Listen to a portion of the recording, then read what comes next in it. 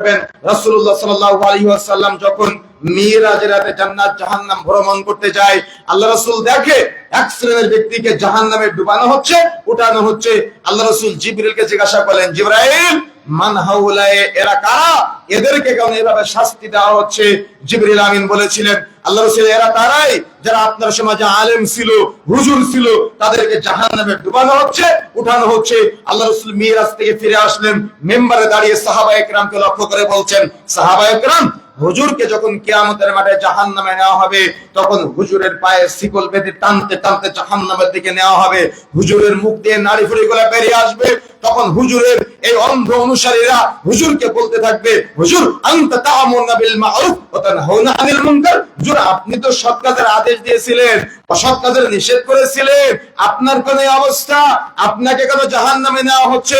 তখন হুজুর বলতে থাকবে, আমুরুনা বিল মা'রুফ ওয়া তানহাউনা আনিল মুনকার, আমি সৎ কাজের আদেশ দিয়েছিলাম, অসৎ কাজের নিষেধ করেছিলাম, আমি নিজে পালন করিনি। যে আমি জানতাম এই তাবিজ কবজে কোনো কাজ নাই, এটা শিরক, তবুও যে আমি মানুষকে দিতাম।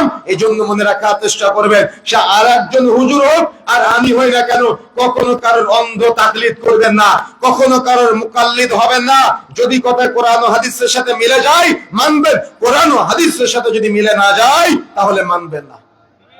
কথা মনে থাকবে ইনশাআল্লাহ। একজন হুজুর এসে আপনার সামনে বক্তৃতা করবে, তাফসীর করবে, আর বলবে যে ওই যে বুড়ি নাকি রাসূলের রাস্তায় বড়ের কাটা দিত, শুনেছেন না আপনারা?